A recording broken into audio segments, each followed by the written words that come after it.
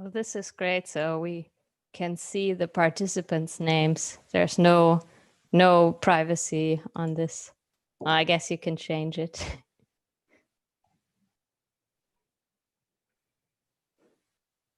But it's good to see some familiar names.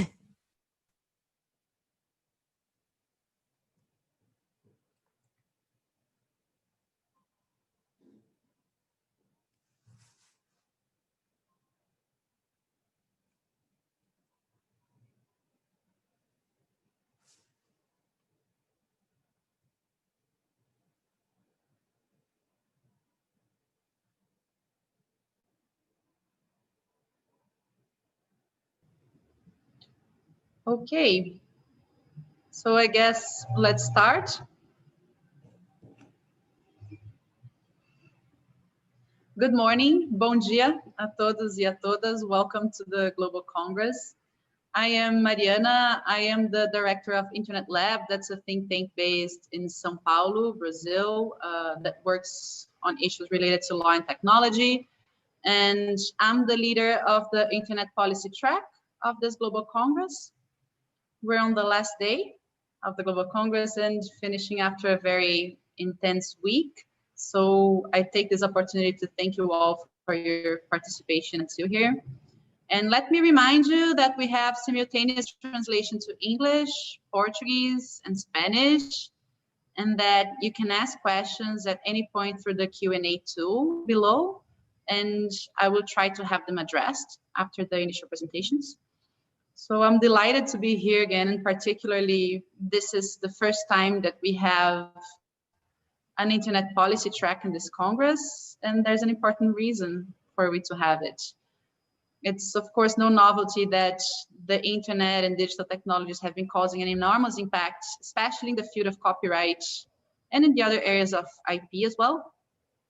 But more recently, many of the conflicts around copyright have revolved around digital platforms, which have enormously developed over the last years and have been performing new roles around new business models, sometimes taking the place of old businesses, sometimes impacting how other businesses and stakeholders work, but without substituting them, and sometimes performing new roles altogether. And this has all become especially important after the approval of the European Union Copyright Directive, which of course covers a range of subjects, but has become known worldwide due to the controversies around what became the Articles 15 and 17 that establish either new rights or change copyright liability regimes in respect to digital platforms. And then on the one side, we speak of an economic dispute between the tech sector and the content sector, let's say, but on the other side, and I guess this is what we're interested in this Congress and in this community, we're discussing policies that affect citizens concretely, their access to knowledge and information. And of course, the reason why we're talking about this here in this Congress that's dedicated to discussing bridges between IP, the public interest, and COVID, that potentially address many of the concerns around the world on disinformation, the crisis of democracies, and the health crisis more concretely.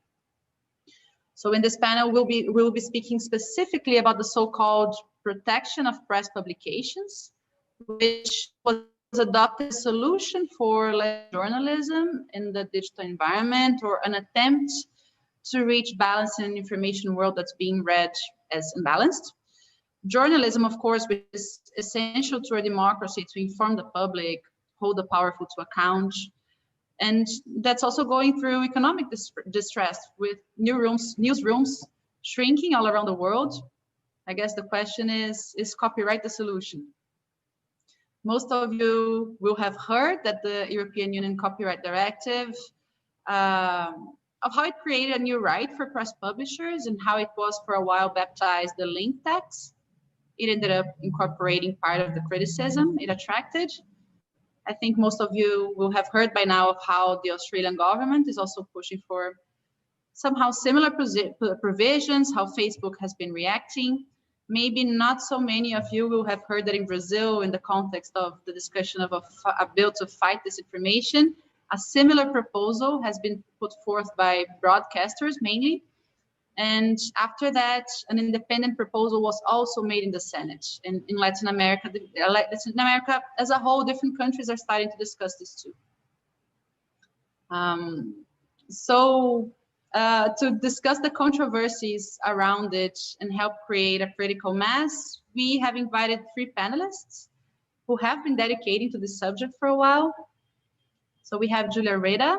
She's a German researcher and politician. She was a member of the European Parliament for Germany from 2014 to 2019. And as a member of the European Parliament, she was one of the lead negotiators of the EU Copyright Directive. Welcome, Julia. She now leads the strategic litigation project Control Copyright at German fundamental rights NGO Gesellschaft, Society for Civil Rights. Neil Nitanel is a professor of law at the UCLA. He teaches and writes in the areas of copyright, free speech, international intellectual property, and telecommunications law and policy. And he's been doing research and writing about the press publishers' rights, particularly lately.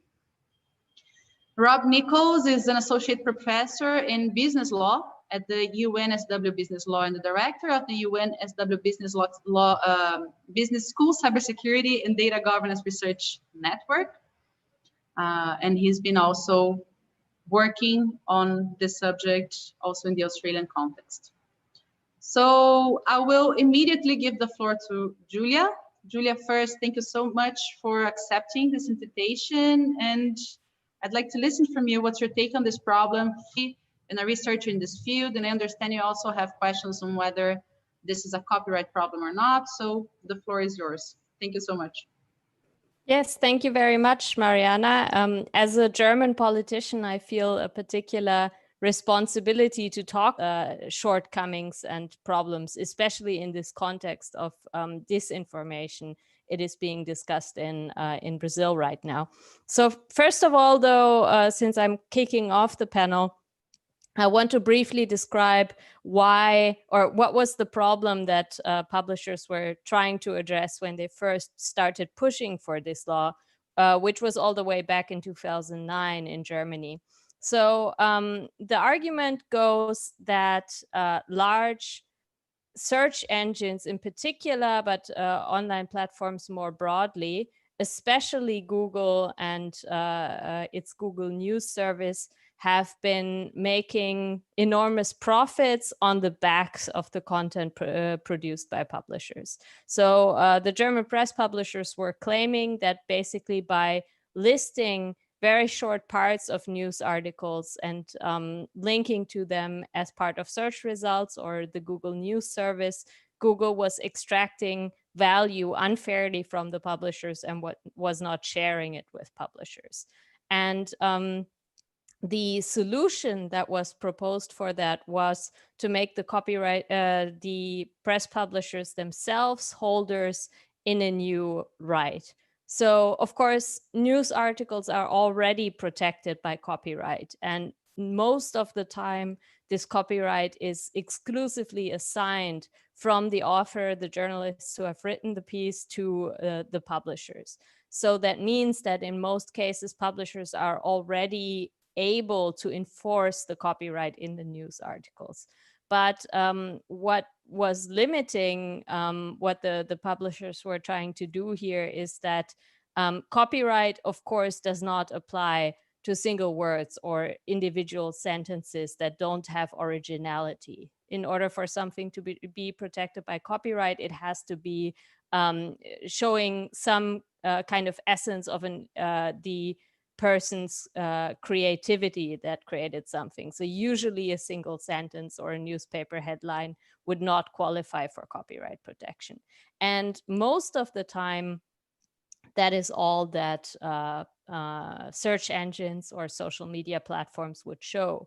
The headline, sometimes a small thumbnail image of the main picture that was going along with an article, and a few sentences. So that means that this new neighboring right would give the press publishers the possibility to forbid even these relatively small extractions of content from news articles. So that's the purpose. That's what the law is trying to achieve.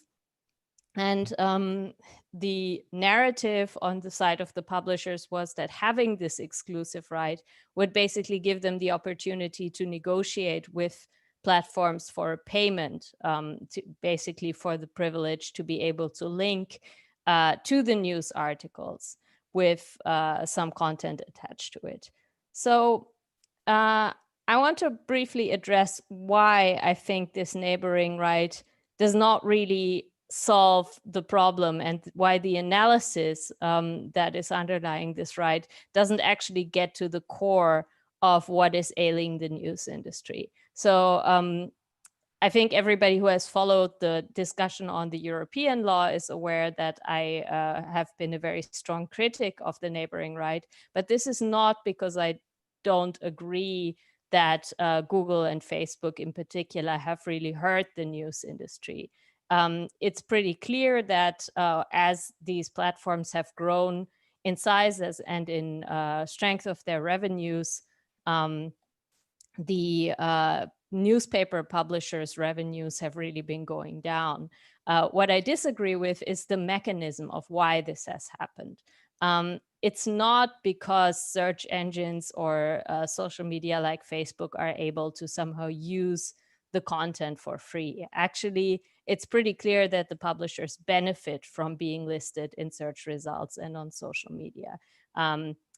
Every newsroom, I think, in the world is nowadays hiring search engine optimizers and social media optimizers who are trying to make the content more attractive for the algorithms that are selecting what gets shown on search results, such as Google's. So the problem is really not that the platforms are taking the newspaper content for free and are not paying for it. The problem is that the platforms have fundamentally changed the advertising business model that a lot of news were based on. So traditionally, newspapers have been financing themselves through a mixture of subscriptions, classified ads, which have pretty much been destroyed by the internet because you can now sell your bike on Craigslist or eBay for free. You don't have to take it out an ad in the newspaper, and advertising from businesses.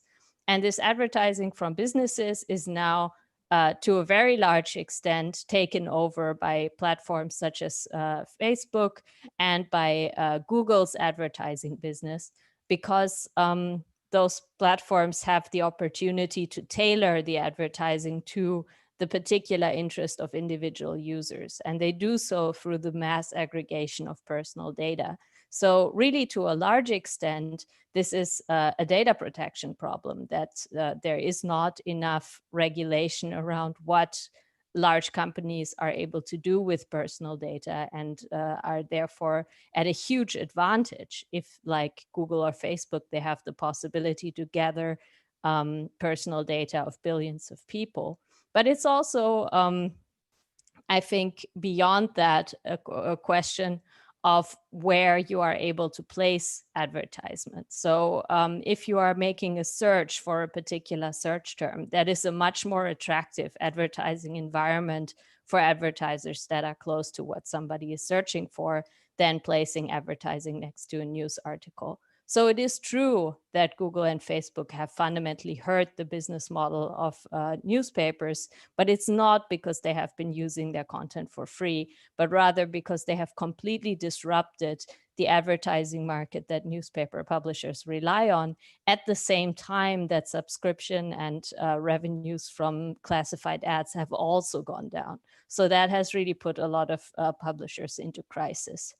The problem is that the neighboring right does not solve this problem. The neighboring right does give publishers the possibility to charge for basically linking to news articles, but it doesn't solve the fundamental problem that they actually want to be linked by Google and Facebook. So this puts them in a very weak negotiating position, and the price that they can expect to be paid for this linking by those large platforms tends towards zero. At the same time, it does put in place a lot of friction, a lot of transaction costs, because of course there are a lot of other news aggregators that aren't Google or Facebook, that are much smaller websites like Reddit is still pretty big, but in Europe, we have much smaller equivalents of those websites, small independent search engines that do not have the same negotiating power that Google has. And so when this law was introduced in Germany, the end result was that Google was given a free license by publishers to keep using those news snippets, because it's very important for the publishers to show up in Google search results. But smaller competitors were not given a free license. So this law that was designed to somehow limit or push back the ascent of Google has actually contributed to the dominant market position of Google by making the business of smaller competitors harder. But I think perhaps the much more important effects are those on smaller media companies and those on citizens. In the case of small media companies, you have the problem that actually the smaller a newspaper you are, the more you rely on links from third-party aggregators. Before you had Google search, before you had social media, people would usually get their news from a relatively small number of trusted news sources. So they would, if they use the internet at all, they would go straight to the landing page of the newspaper they trust. And this is, of course, extremely beneficial to the largest newspapers in the country. So it's no coincidence, I think, that the neighboring right was first lobbied for by the company that owns Germany's largest tabloid newspaper, Axel Springer. So basically, they are not particularly interested in having news aggregators at all, because news aggregators diversify the news sources that users can learn from. And this benefits small publishers and hurts the big brands. So in effect, the neighboring right actually contributes to media concentration by making it harder to run a news aggregator and to give people access to diverse news sources. In the context of disinformation, you could say, well, that's a good thing. People are going back to the big trusted brands that may have their problems. I mean, I can tell you that Germany's largest tabloid is not known for quality journalism or for having been particularly tough on disinformation. But at the same time, you may say, well, it kind of reduces the number of news sources that we don't know or something like that. But of course, disinformation websites that distribute disinformation deliberately usually do not rely on advertising revenue to do so. If you run a disinformation website purely for the purpose of making money, there might be better ways of doing that. But a lot of disinformation may be funded by certain autocratic governments. Like Russia today is not suddenly going to start charging people for linking to their websites, because they actually want as many links to go to those news articles as possible. So you're likely going to create an effect where honest news sources that rely on revenues may start enforcing this neighboring right, but disinformation websites that don't rely on those revenues are not going to enforce it, which means that it's actually going to be easier for platforms to distribute disinformation than to distribute trusted news. So I think also from a disinformation perspective, this is a really bad idea. And I think the reason why some publishers want it anyway is because it's primarily the really big publishers that are pushing for this, that hope to benefit from the media concentration effect that this proposal has. That is not to say that we shouldn't do anything to help publishers in this extremely difficult economic situation. So I'm really looking forward to also discussing some of the alternatives that might be out there for taking some of that advertising revenue that Google and Facebook are currently raking in and redistributing it to support quality journalism. I just don't think that copyright is the tool to do so. And that actually using copyright to try to solve problems that are really about the advertising business model is likely to be counterproductive and make some of the problems worse. I'm going to stop there. That's really great, really clarifying, Julia. I think both about the process, about what's happened in Germany, and your position on what has not to be done. And I'd like to hear from Neil. First, what he thinks about the points made by Julia, but also Neil, I understand you've been doing research and writing about alternative solutions. So I think this copes really well with Julia's presentation. The floor is yours. Okay, great, thank you. Yeah, I've got a forthcoming law review article called Mandating Digital Platform Support for the Press. And my talk today will draw on that article. It's still very much in draft, so I look forward to the discussion and including any comments or suggestions that anybody would have. So firstly, I agree with everything Julia has said about the Article 15 press publishers' rights. Granting news publishers a neighboring right is the wrong approach. For the reasons Julia laid out, it's likely to be ineffective, it's going to contribute to media concentration, and it doesn't address the primary causes of news publishers' dire financial straits. So simply put, the major digital platforms do not harm news publishers by using news content in a way that should implicate copyright or neighboring rights law. Rather, the platforms harm news publishers in two other ways. First, as Julia mentioned, Google and Facebook enjoy duopoly control over the digital advertising market. As such, those platform giants devour the ad revenue that has long been the financial lifeblood of the commercial news media. Secondly, the major platforms serve as the primary gateways for online news readers. And in doing that, the platforms significantly erode news publishers' brand recognition and user loyalty. So there's no magic silver bullet, I think, that will remedy these harms, but I will offer two kind of categories of proposals that I think would help support the types of journalism that numerous commentators have observed are the most critical for democracy, and that's investigative journalism and local affairs reporting. So I will say, as a US law professor, I'm writing primarily about the United States. But I both draw upon the experience of other countries, and I think my proposals merit consideration outside the United States as well. So first, a couple of words about digital advertising and the impact in the United States. As duopolists in the digital advertising market, Google and Facebook both compete with news publishers for advertising and act as digital advertising brokers for news publishers and advertisers. And in doing that, they take up to 70% of the revenue from advertisements placed on news publishers' websites. The impact on journalism has been nothing short of catastrophic. In the United States, through the end of the 20th century, most newspapers earned about 80% of their revenue from advertising and only 20% from subscriptions.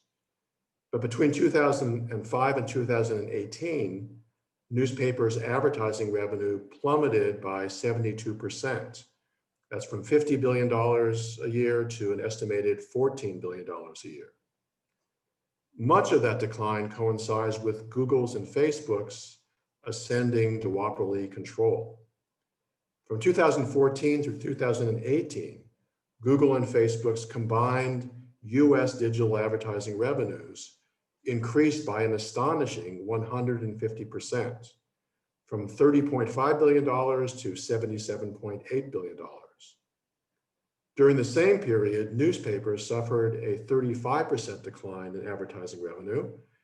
And quite tellingly, moreover, from 2014 through 2018, US newspapers suffered a 12% drop in digital advertising revenues, even though unique visits to newspaper websites increased by 41%, and as newspapers' digital advertising revenues came to be an increasing percentage of their total advertising revenues.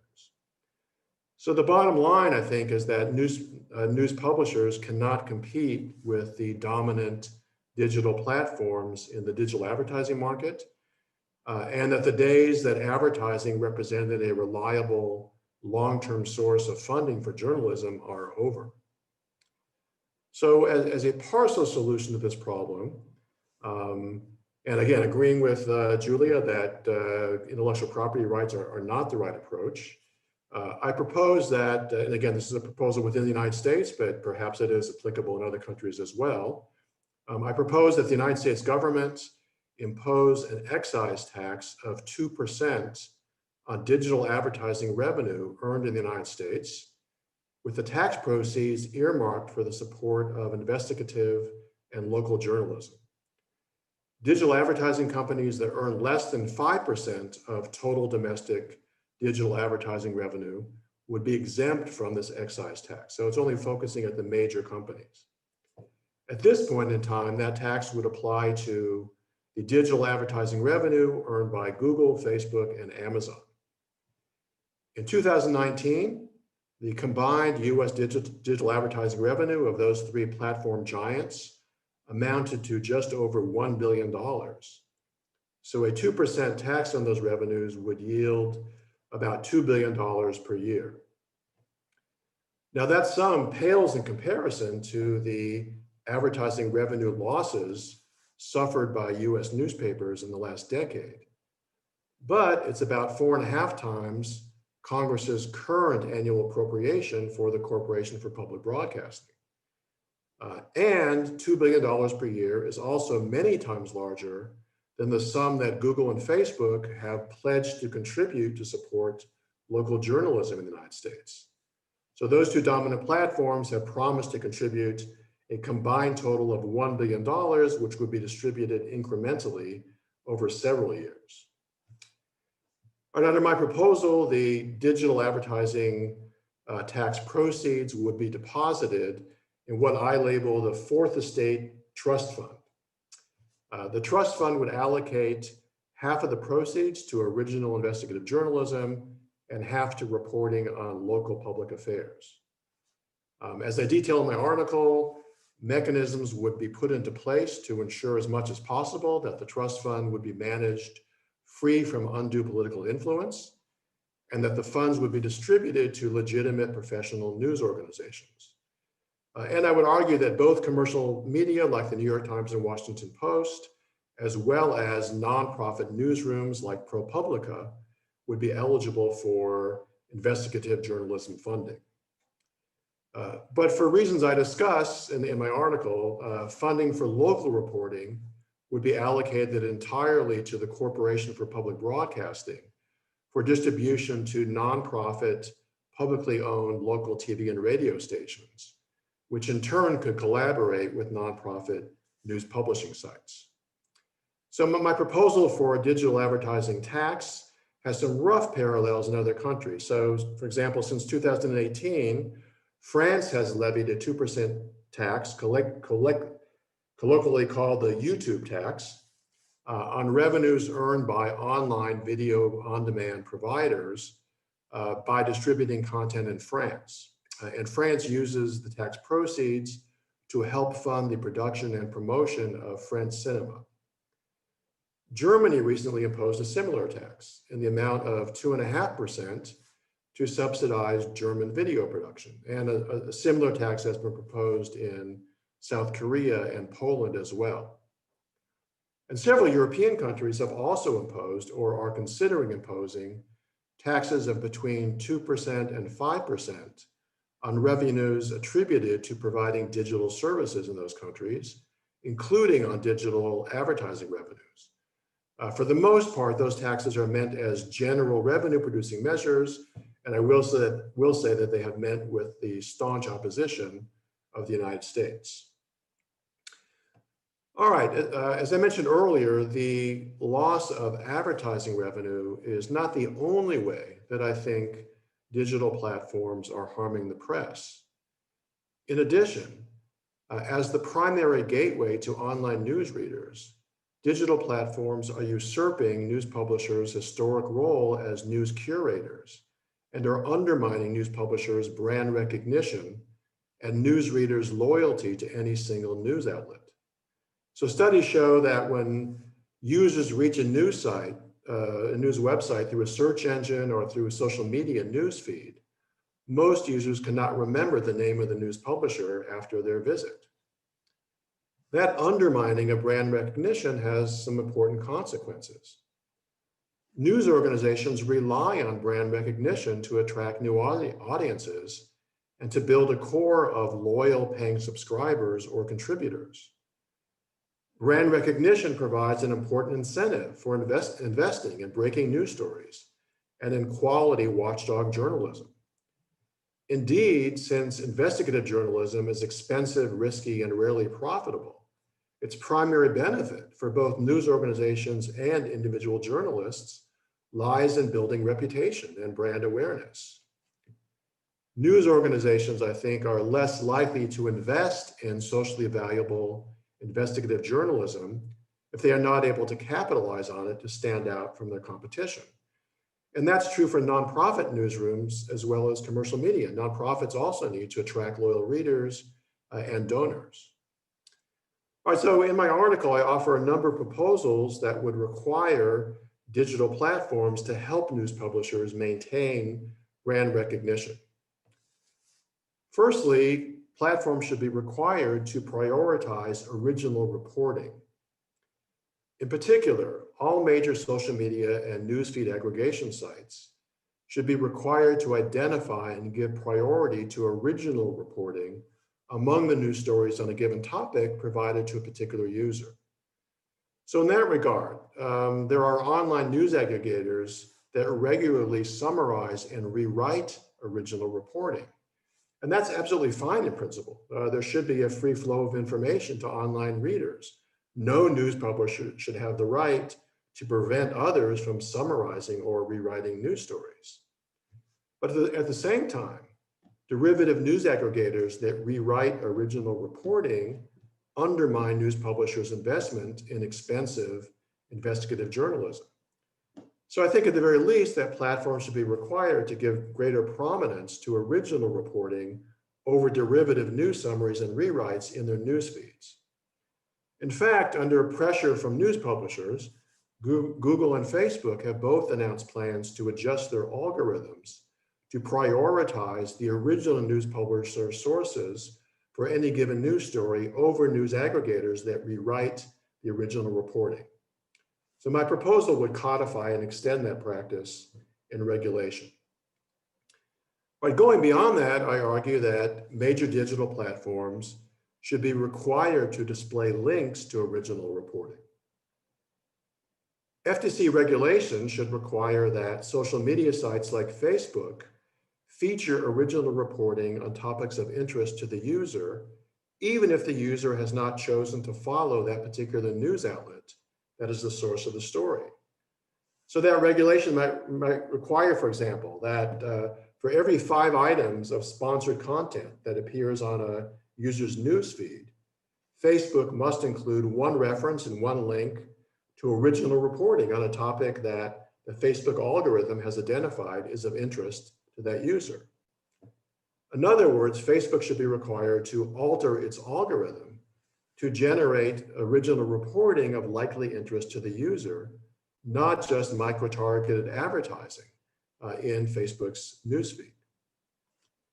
And then finally, news publishers of original reporting that are listed on a major digital platform or newsfeed site should have the right to require that the listing include a link taking the user to the newsroom's own website to read, view, or listen to the story, as the case may be, as well as, if the news publisher wishes, a prominent indication of the news publisher's trustworthiness rating by a third-party media watchdog of the news publisher's choice, with a link to that watchdog site.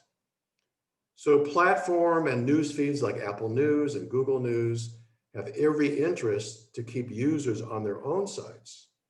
But the public interest in facilitating newsrooms' ability to build brand awareness, I think, should take precedence over that, right? So again, newsrooms should be able to require that the platforms include a link that will take users directly to the newsroom's website and not keep them on the platform's website. All right, so those are my proposals. I welcome our further discussion.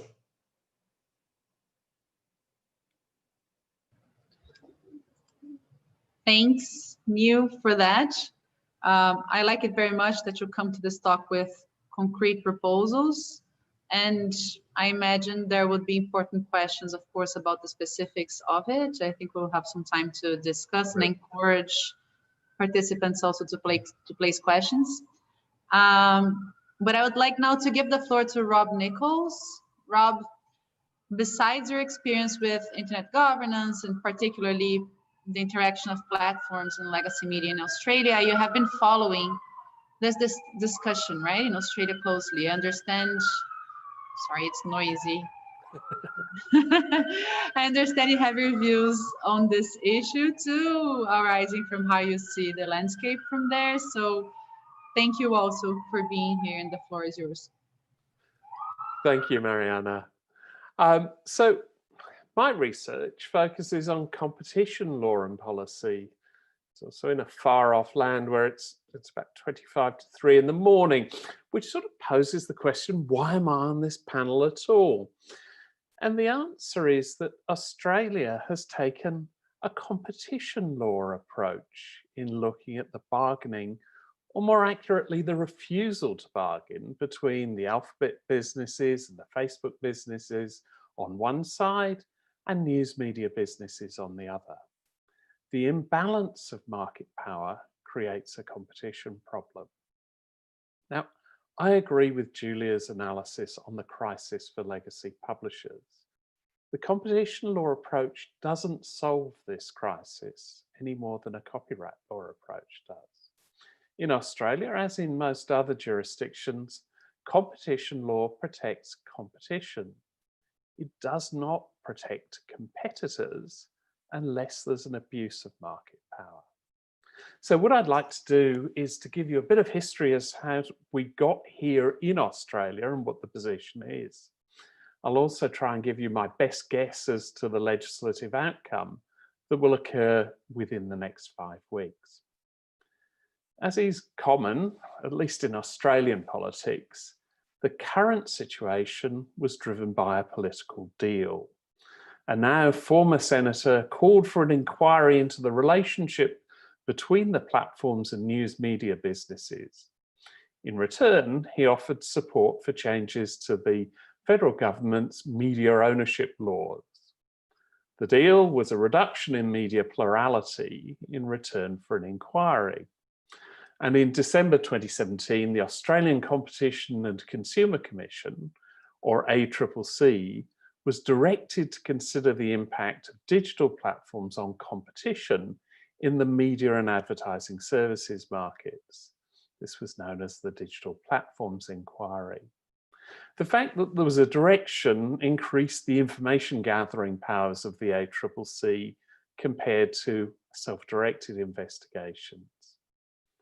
The ACCC examined the implications of these impacts for media content creators, advertisers, and consumers, focusing in particular on the impact on news and journalism. So the inquiry was kicked off in December 2017. The ACCC issued an issues paper in February 2018.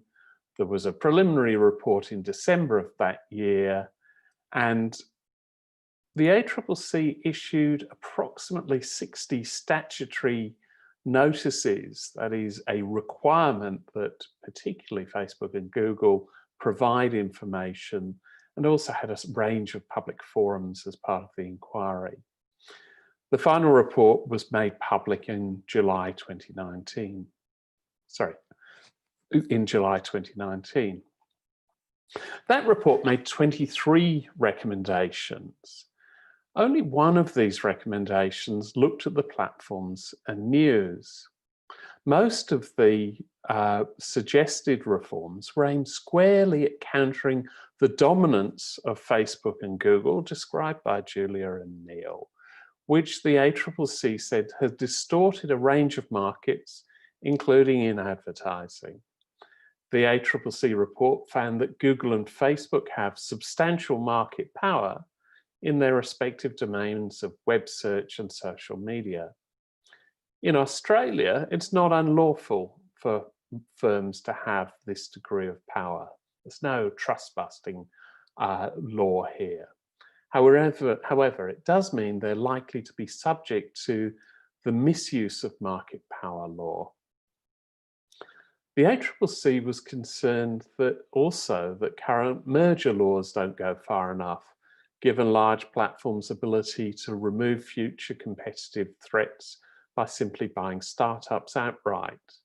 The ACCC, like many other inquiries that were published in the last 18 months or so, worried that killer acquisitions could entrench a platform's market power. Now, of these 23 recommendations, the government supported 6 in their entirety, 10 in principle, with plans for further reviews, which haven't yet started. It noted 5 others and rejected 2. One of the rejected items was a proposal, not inconsistent with Nichols, that philanthropic funding of journalism should be tax deductible. That was rejected. The other rejected proposal was a mandatory takedown code to assist copyright enforcement against digital platforms.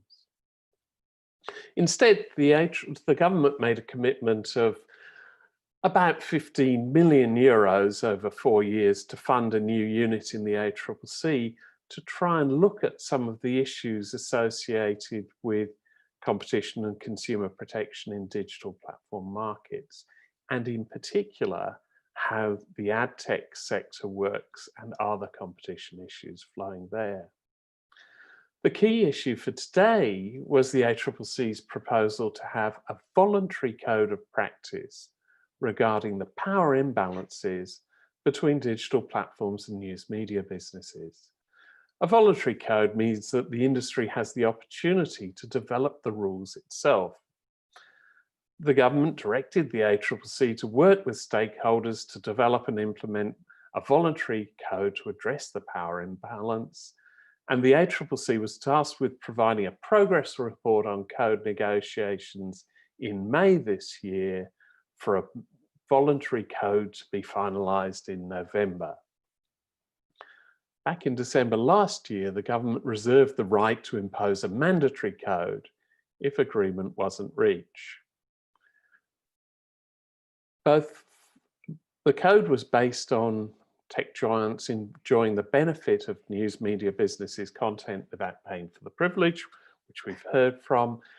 The ACCC was particularly concerned about fast loading versions of news business articles that don't display the full range of paid advertising that appears on the news website's own pages.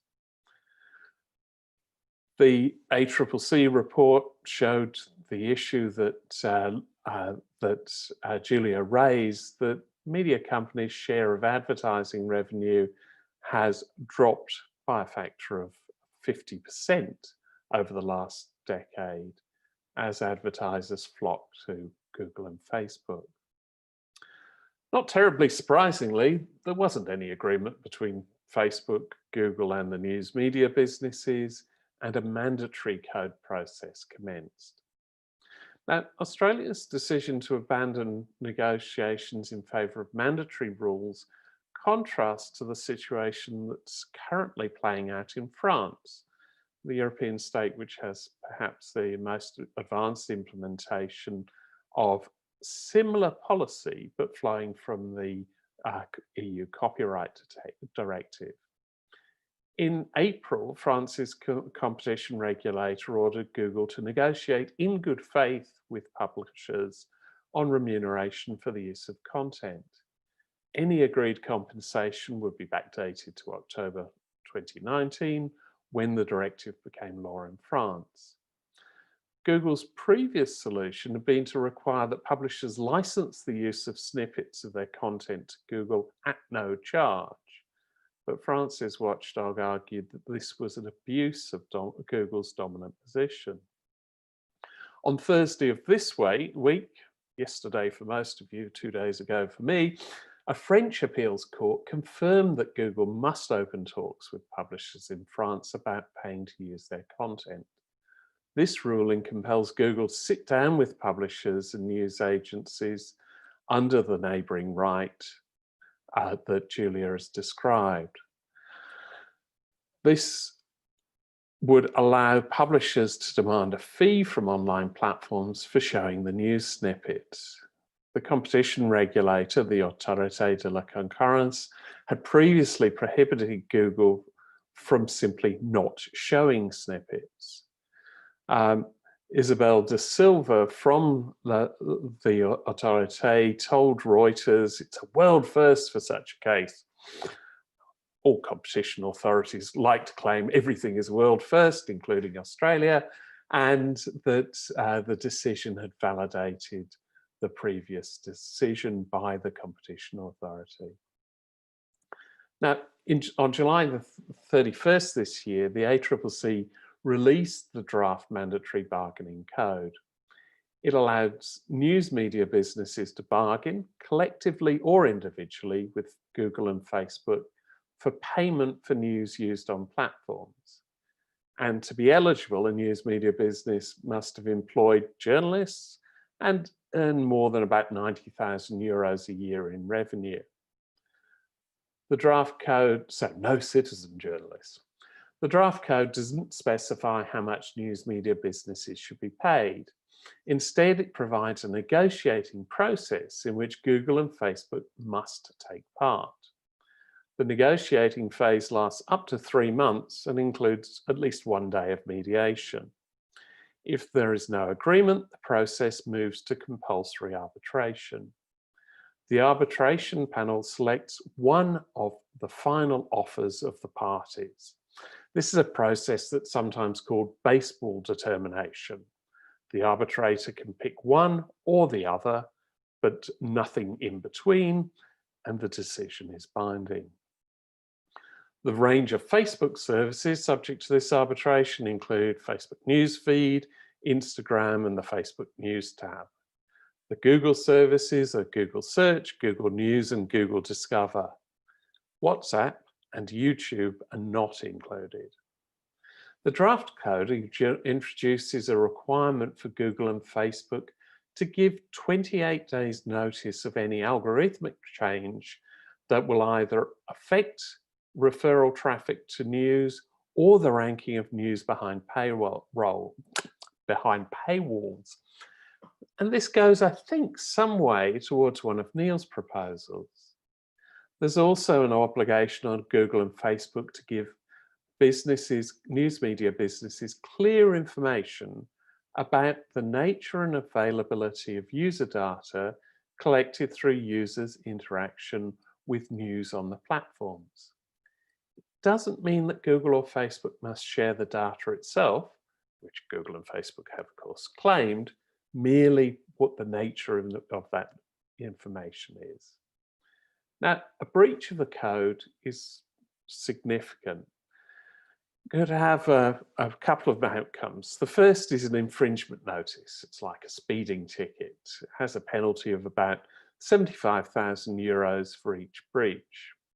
However, if the ACCC takes one of the tech giants to court, the maximum penalty is the higher of about 6 million euro or 10% of the platform's turnover in Australia in the last 12 months. The draft code was open for public comment until the end of August. The final version will be considered by Parliament in October and November. In response, Facebook has threatened to exit the provision of news links in Australia. Now, the anti-discrimination arrangements in the draft code means Facebook has threatened to exclude all news, including international news.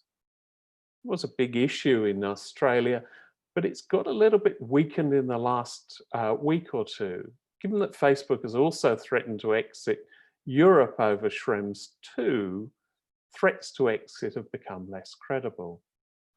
Google has used search warnings, YouTube warnings, and a comedian to elicit public support in opposition to the draft code. It's not had a general uprising of the people in favor of Google as a result. Now, it's likely that the final version of the code will accept some of the issues raised by each of Facebook and Google. The algorithmic change notice, the time of the notice is likely to change. There's likely to be clarity to reinforce the points made by both Julia and Neil that the financial relationship between the platforms and the news media businesses is symbiotic and the value flows are bidirectional. The arbitration process may change. However, the requirement for there to be recognition and an understanding that the value of creation is likely to be greater than the value of curation will continue in the final version of the code. It's got bipartisan support, and in my view, and because of that bipartisan support, the version's likely to be law by the end of November. And that's an update on where we are here, and I'd be happy to both pass back and to answer any questions.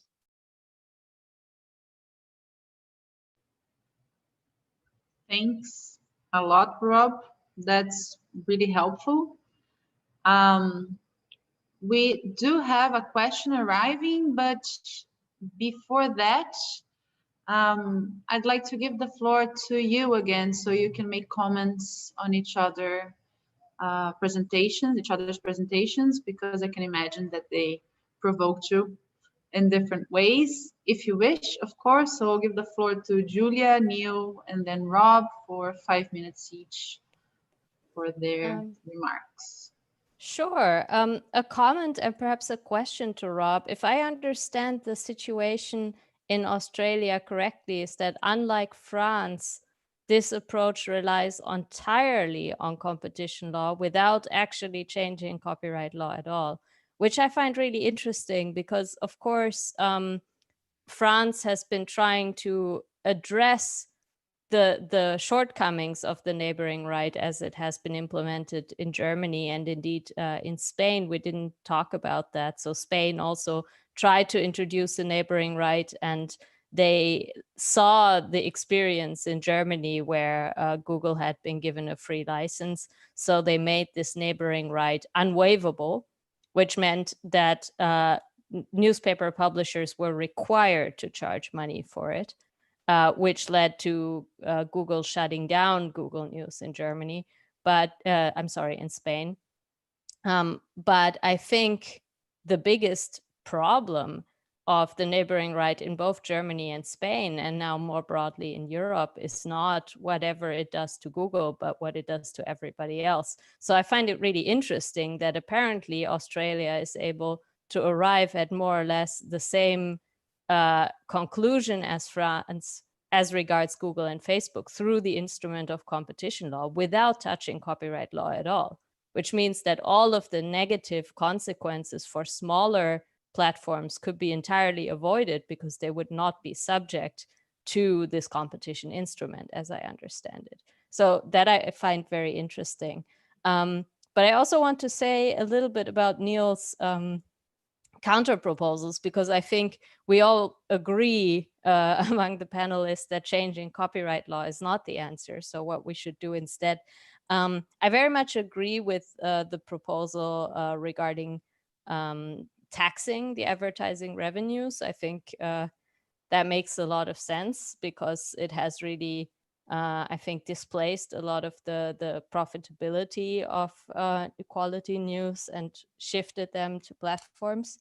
I'm a bit more skeptical regarding the prioritization of original reporting. We're having a similar discussion in Europe at the moment about whether or not to regulate the algorithms that basically decide what gets shown to you on news media. And I'm a bit skeptical about whether it would be possible as a legislator, and also from my experience having been a legislator, to basically legislate what the algorithms should prioritize. Because you're taking away basically the competition between different algorithmic approaches and instead prescribing specific outcomes. Like you could write into the law, okay, original reporting should be prioritized. But of course, that has to be operationalized in some way. So for example, having taken a quick look at your draft, you could use the number of newspapers referring back to that original content as a proxy. But I think that could also create echo chambers because the news media tend to, well, they're more likely to refer to the original source if the original source is an established newspaper. But there are particular groups of people who are much less likely to be attributed as the original source, especially women, for example. So I do think that requiring platforms to change their algorithms to surface original reporting could also reproduce some of the discrimination or the discriminatory tendencies that we see in the established media about deciding who is worth being accredited or attributed as the original source and who is not. And in the European context, we're actually discussing a different approach, because I do agree that at the moment, the platforms have no incentive to actually show users the most interesting content, but to show them whatever gives the biggest advertising revenue. And so instead of basically telling the platforms in the law what should be at the top of the feeds, there is the proposal that large platforms of a size similar to Facebook should be required to have an open application programming interface, which would mean that third parties, companies, news media themselves, but also NGOs would be able to provide Facebook's users with different versions of their feed that the users could pick and choose from.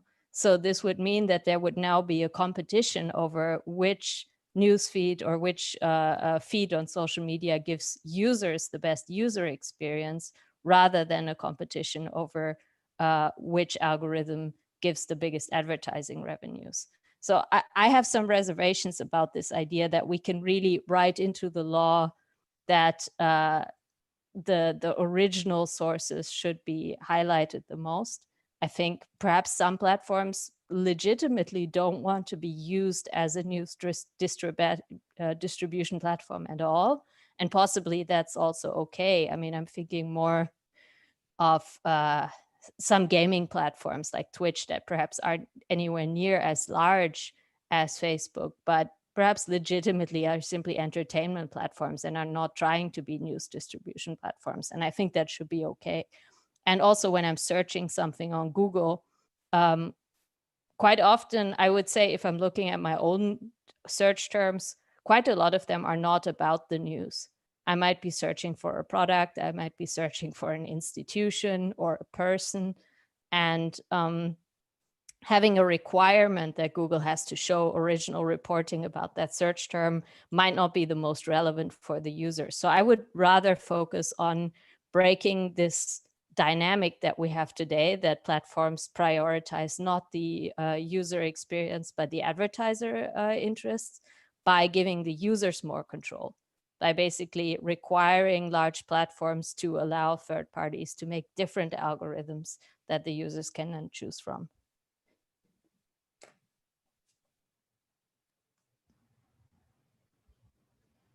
Neil? Okay, yeah, Do you want to make your comments, answer that, and also make the comments you'd like to make to the other panelists? There's a question directed to you, but we can make that later. Okay, yeah, those are great comments. I really appreciate that. Yeah, I guess my sense is, I mean, as you seem to agree, that today there isn't much competition among the platforms for their algorithm. They're all focused on using persuasive technology to addict the users to remain on the platform as long as possible. So they all have the exact same approach. So yeah, I guess I'd be interested to learn more about the proposals to empower users. I'm not sure the millions and millions of people on the platforms, I suspect it's a very small percentage of users that are sophisticated enough and thoughtful enough to be able to choose the difference and to be able, certainly to program, but even to know, which among these alternatives to choose. I still suspect that the default is going to be the platform's primary algorithm. So I'm not sure that it might benefit some users. I just have a question as to whether or not that really serves the purpose of providing more support for the news media, which I think is really critical today. I mean, I do agree. Also, I think it's a great point about the difficulty of legislation in this area and trying to define what is original reporting and to try to avoid untoward effects, biases, and the like. I guess I don't think it's an entire. It's a partial response to that. To that point, which is, I guess I would favor some kind of regulation by an administrative body rather than legislation to do that work, because the regulator can change the regulation more rapidly as technology develops. The legislatures are just probably more clumsy in that regard. But again, thank you for the comments. And I'd like to learn more about the proposal in Germany or in Europe, I guess, to empower the users to develop the alternative algorithms. I guess I just have a question on to Rob. You prefaced your remarks, Rob, by saying that you don't believe that competition law can provide the solution. There's actually a short part of my article where I say that also, but I'm not a competition law expert, so I'd be very interested to hear from you.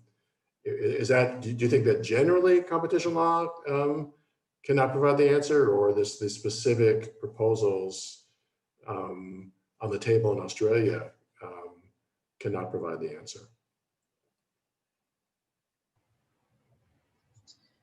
Thanks, Neil. Yes, Rob, if you want to answer that. Another question that I had that I think refers to that is how that solution, if you can give more details on how that solution could address the issue of not empowering more the major media outlets, which I see is a problem that all of you are concerned with. So if you can give more details on how the code addresses that. Okay. So first, thanks very much. I'll try and answer a few of the questions. I also was really interested to hear Julia talking about starting in 2009. I'd have to say that here the issues were not really recognized until at least 8 years after that. There is a problem that flows from the code, which is that there is an argument mainly put by Facebook and Google that says, well, why do we need a code that props up Rupert Murdoch's News Corporation? And that's perhaps one of the difficult issues with using a relatively blunt tool of mandatory code to deal with things. I'll go to Neil's question. I actually think the competition law does work here. My point was that competition law doesn't protect competitors, it protects competition. And the argument here is that there's an imbalance in bargaining power, and that imbalance means that there is a failure for competition to be able to flow. Now, Julia asked the question, is this based entirely on competition law? And the answer is yes, absolutely. And there are a couple of reasons for that. The most important one is probably a cultural one, which is specific to Australia. In Australia, both consumer protection and competition law are enforced by a single regulator, the ACCC. That regulator is probably one of the most trusted by both really oddly, by both the public and by politicians as a safe pair of hands to address a problem. And that has meant that difficult problems, wicked problems, tend to get thrown to the ACCC and say, can you find a competition law angle to this and fix it for us? And in the main, the ACCC has actually responded well to that. I really like Julia's API requirement. I've done some work in the past with Chris Marsden from the University of Sussex looking at interconnection of platforms as a competition intervention, because it's a relatively painless competition intervention. And I think, although Neil mentioned that users aren't going to be necessarily as sophisticated as to use the API, in my view, very much with the competition hat on, that doesn't matter, because what the API requirement creates is the opportunity for alternative intermediaries to enter to help users choose the news feeds that they want. So having an appropriate API can do that, and requiring an API is not a major imposition. One of the big problems that I have with Neil's proposal, particularly on where having a requirement on the operation of the business of each of Facebook and News, is that in the Australian context, I can only really talk from that Australian context, imposing those obligations would in effect require platforms to be licensed. And they're not required to be licensed currently. And that change from open competition to a requirement for a license could be argued to be a regulatory taking. Now, under the Australian Constitution, such a regulatory taking might require the government to provide compensation for any losses that are incurred. So in effect, what you'd end up with is state payments to Facebook and Google in order to require them to deal with an algorithm in a particular way. And that's why there's been a construction of in the code which says not you must operate your algorithm in a particular way, but if you're going to change what you do currently, you have to tell the news media businesses. I think that there are tax solutions, and I like the idea of a tax solution, but I think it has to be something other than a percentage of revenue. The percentage of revenue works because there's no other tax point to tax. That is, it's very hard to find the profits of either Google and Facebook because they're somewhere between Ireland and Amsterdam. So some countries have got a diverted profits tax, like Australia and the UK, but any tax on revenue, which is a straight percentage of revenue, is always going to be argued to be a deadweight tax and inefficient. So I think it would need to be argued that the percentage of revenue is merely, and in the same way that that Julia mentioned France did, the percentage of revenue is chosen as a proxy for a percentage of profit because profits are diverted.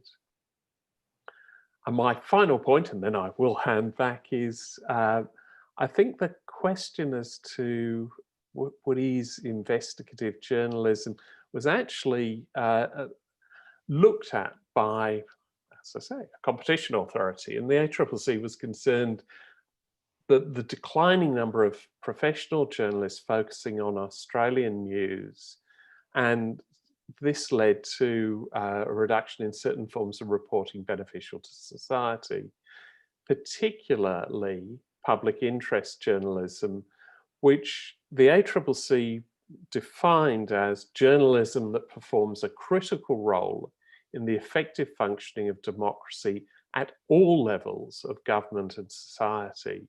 And consistent with Neil's approach, it said that that's at a local court, a local government, a regional, at state and national level, and is important in exposing corruption, holding governments to account, holding corporations to account and individuals to account, as well as in the production and dissemination of knowledge.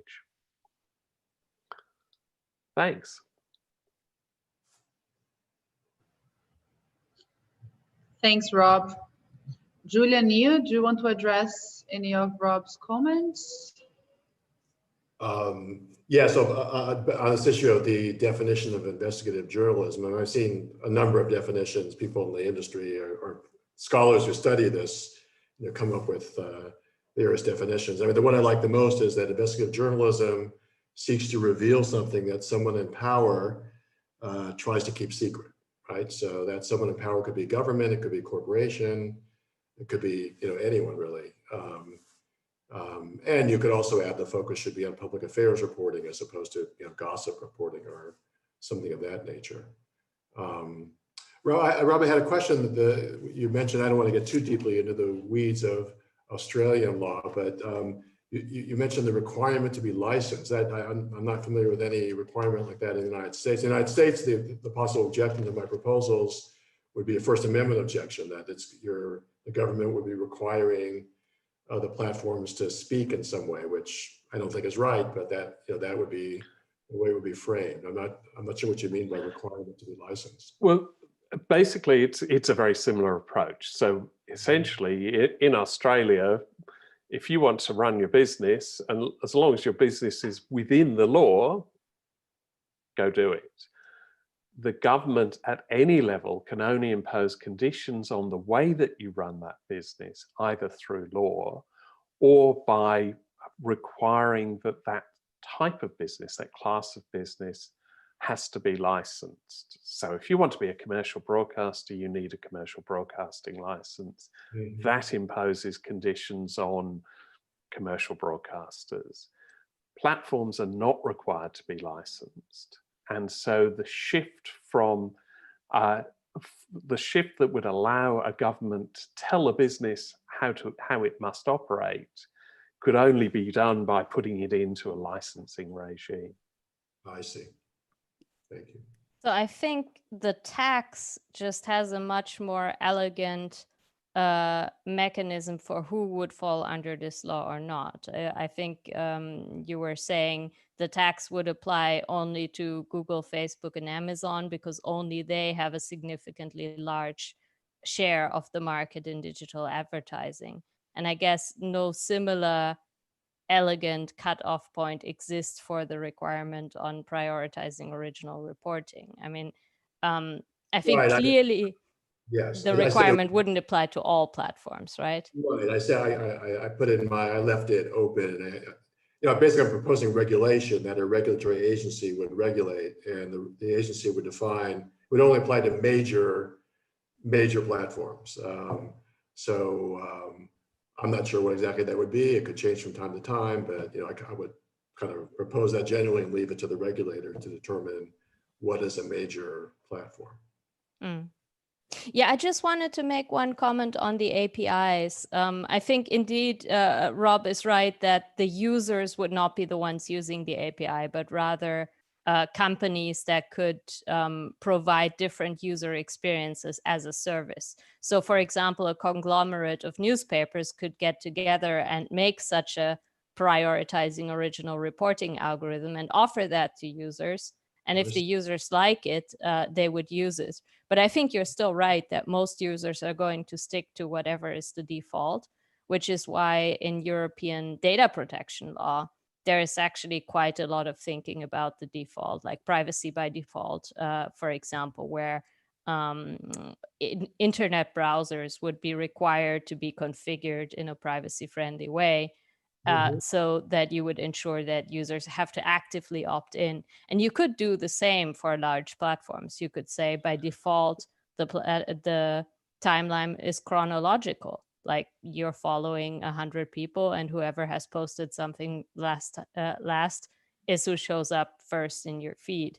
And then if you want to change that, the user has to make an active decision to do so. So they can opt into the algorithm offered by Facebook, but they can also opt into the one offered by Reporters Without Borders, let's say. So that's the idea. This proposal is being debated in Europe in the context of the Digital Services Act.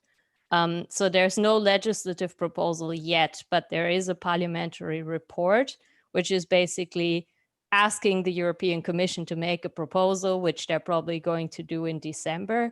And in that report, this requirement to open the APIs is included. Very interesting.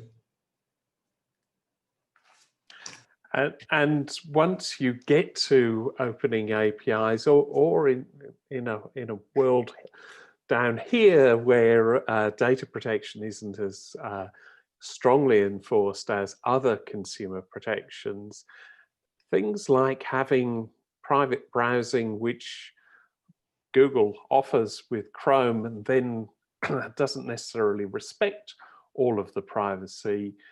The action, which is currently on foot being taken by the ACCC, is for misleading and deceptive conduct by Google in failing to ensure that the privacy that the consumer would expect by clicking on private browsing is actually available. So Australia makes competition and consumer law work very, very hard, partly because other protections aren't as clearly defined, so we don't have a GDPR. But that's maybe why publishers turn to copyright to solve all their problems, because it's very strongly enforceable and is being used for all kinds of things that have nothing to do with copyright law. You know, since both of you have mentioned privacy in the GDPR, I just want to ask, I've heard, I don't know, I've read somewhere that some people believe that increased protection, more rigorous protection of the GDPR would actually ultimately redound to the benefit of the largest platforms, because they're more easily able to adapt to it. They have much stronger bargaining position vis-a-vis their users. So do you have any sense of that? Or do you agree with that? Or I don't agree with it in principle. I think there is some merit to this argument if you only conceptualize data protection through consent, because it is much easier for Google or Facebook to get a user's consent. Like, let's say in the case of Google, if I am late for a meeting and I have to very urgently use Google Maps to get to where I need to go, and this is when they ask me for consenting to whatever, I'm very likely to just click through it. So the more kind of integrated a platform is, the easier it is to get consent. I think what makes the GDPR so strong is that basically it conceptualizes data protection as a personality right and not as a commodity. So you cannot pay with your data, so to speak, in under European copyright law. So this means you can always withdraw consent to the processing of your data at any time, and you cannot be offered something in exchange for giving your data. So there is a decoupling to ensure that the giving of consent is truly free. And I think those mechanisms actually really do not benefit Google and Facebook if they were properly enforced. And I think the proper enforcement is the part that is missing at the moment. But there are, of course, some organizations like Max Schremp's organization, NOYB, and also my organization that are kind of, working on enforcement of fundamental rights in the courts and with the regulators. And this hasn't really happened yet. So at the moment, it's relatively easy for Google or Facebook not to get fined under the GDPR because a lot of the litigation is still ongoing. But I don't think that it will ultimately stay that way. You know, Google and Facebook could easily offer something to their users, make it sufficiently attractive for the users not to opt to not letting their data be used. See, that's the thing with the principle of decoupling. Like they can't give you something in return for consent. I see. So I think this is a really important issue. So in Australia, the idea of consent is very similar: freely given, express, informed, purpose and time limited, and easily withdrawn. And we're struggling with the decoupling at the moment. So the issue is, do you say that personal data has some sort of property right associated with it, in which case, you know, it's freely tradable, and you could decide, yeah, no, that meeting is so important that giving away my entire history and my iPhone to Google is worth it, so I get there. Or if you take that strict decoupling, which I think is a really important part of the GDPR, and it ultimately will end up with in Australia, where we're looking at how do we get to GDPR light? That is the bits that work without with the learnings of things that don't work so well, including, Neil, your point of, well, if the platforms get the most benefit out of it, has it failed or not failed? Has it not worked the way that it was expected? When the GDPR is really a right, it's something which could be a right which is created in other parts of the world, and already starts to work in other parts of the world. GDPR is extra jurisdictional. So if I'm in Australia and I have Julia as a customer in Germany, essentially my treatment of Julia's data has to be GDPR compliant. So let's not have two schemes. We'll have a GDPR compliant scheme applying to all of our customers, even though the other 3 million might all be in Australia and Thailand. So GDPR is actually, it's a very significant right that's extending essentially through extrajudicial approaches in order for businesses to trade with Europe. Which works well as long as nobody passes a contradictory law somewhere else. So I'm mindful of time. We have a hard stop in 8 minutes. But I wanted to go back quickly to something that Julia mentioned right before, when she said, well, maybe that's the reason why publishers are going after copyright, because it's so easily enforceable.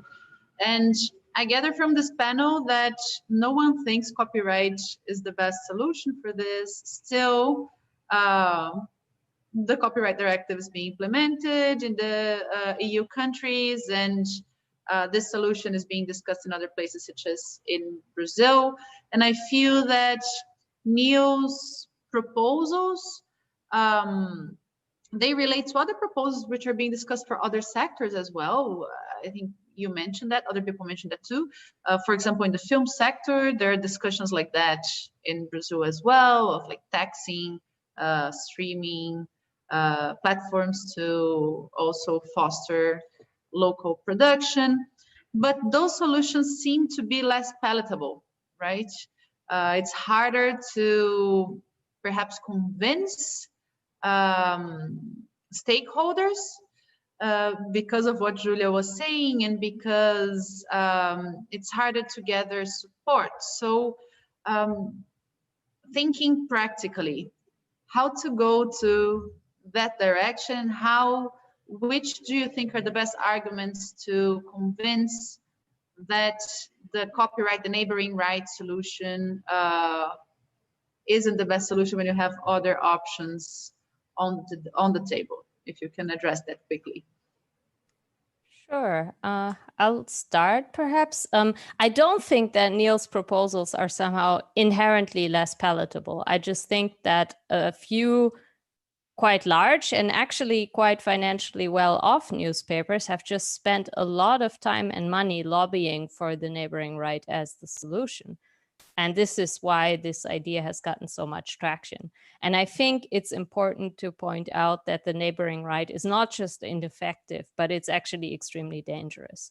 It is driving not just small news aggregators out of business, several news aggregators in Germany that were experimenting with innovative business models of bringing news to users have had to shut down because they were just not able to pay the license fees nor to enter any kind of long-term litigation with the publishers. And it has been extremely harmful to smaller newspapers because fewer news aggregators means fewer possibilities for the brands that are not well known to actually make their way to readers. But I think perhaps in the current situation, if you're, so if this is being presented in Brazil as a measure against disinformation, that is something that is actually really easy to debunk. I mean, I'm not entirely sure how exactly the argument goes that this should somehow combat disinformation, aside from the very simplistic argument that this will bring money into the coffers of news media, because quite clearly introducing an exclusive right in copyright introduces friction. It makes it harder to link to those news articles. But of course, all the disinformation is not going to enforce this neighboring right. So it will be easy to link to disinformation and it will be hard to link to quality information. And of course, it's not that there's necessarily more disinformation out there than there used to be, but that it's being surfaced on those platforms. So if you're actually making it easier to distribute disinformation because they are not going to charge for the neighboring right, and you're actually making the problem worse. So if this is the context in which this is being presented, I think that would be the main argument that I would push, that it's actually likely to be counterproductive for the disinformation issue.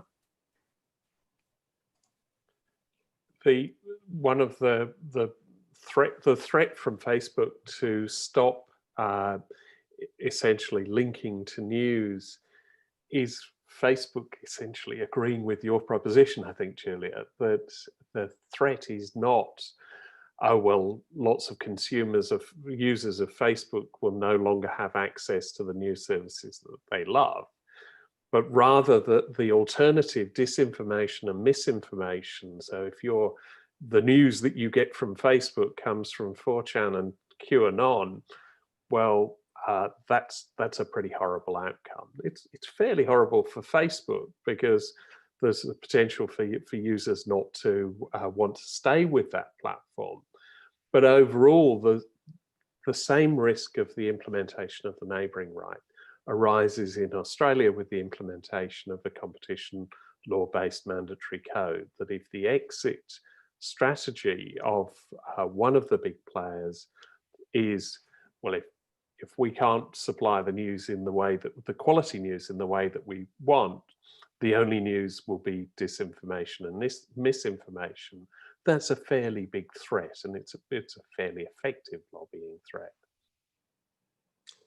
Yeah, I also think that if you actually look at the market value, even for the large news publishers, you know, as Julia said, they have a much greater interest in having their content on the social media than the social media have in having the news articles. So, you know, I think, you know, under the Australian proposal, it goes to arbitration, right? Some kind of binding arbitration. And now it could be the arbitrator is just going to affect some kind of redistribution of revenue from one to the other for kind of political reasons. But I think if the arbitrator were really looking at the economics of it, I don't think it's worth very much, right? You know, the ability of the platforms to actually carry this content. You know, it's a very small part of their overall content and revenue. Yeah, and ultimately, it is a symbiotic relationship. Whether there's a question, the net value flow probably is from the creators of news content to the platforms, but the net is very, very small, and that's part of the arbitration. The reason it's baseball determination, a final offer arbitration, is to try and force the parties to actually think about what the value is from each side and the risk. So the arbitrator can't actually choose something other than one of the two proposals put before the arbitrator, and therefore there is a risk for either party that the arbitrator chooses the other, and it's designed to get to a negotiated outcome which actually reflects the economic value of the interchange between the two. Right. So if you're I right, think it's actually more complicated than that. I think if you're talking about large publishers, you're probably right that both sides benefit, probably the platforms benefit a bit more. But when you're talking about small publishers, it's completely the opposite. Because when we had the discussion over the neighboring right in Europe, a bunch of German news media started to share data about where their users come from. And you could see with the largest brands, something like 70% of the traffic was direct traffic, people going directly to the homepage. And in the case of small media, it was something like 20%. So for them, actually being on social media, being on news aggregators is absolutely vital. So for them, it's a much bigger benefit to be on there than the platforms benefit. And that is really my fear, that if you say, actually, it's a net benefit to the platforms and they should pay for it, they might just decide to cut out the small media that they're really not interested in, and they completely lose their economic basis. So it will really lead to media concentration. And there are two aspects of the Australian Code that try to address that. One is to allow collective bargaining, which is intended to be regional newspapers working together.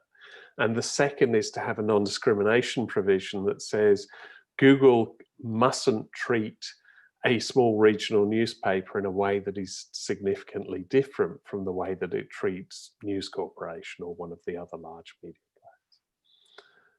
But it's only a hope rather than it hasn't yet been implemented, but that's the intention.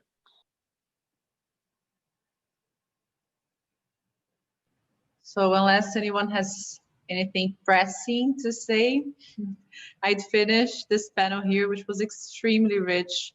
Thank you all so much. I'd like to especially thank Rob, who's speaking in the middle of the night. This was really nice of you. Thank you all. This is being recorded, so it will be made available. I think this is a great resource for this discussion. I've learned so much. And we'll keep in touch. great. Thank you. Thank you. Thank you so much. Bye-bye. Bye.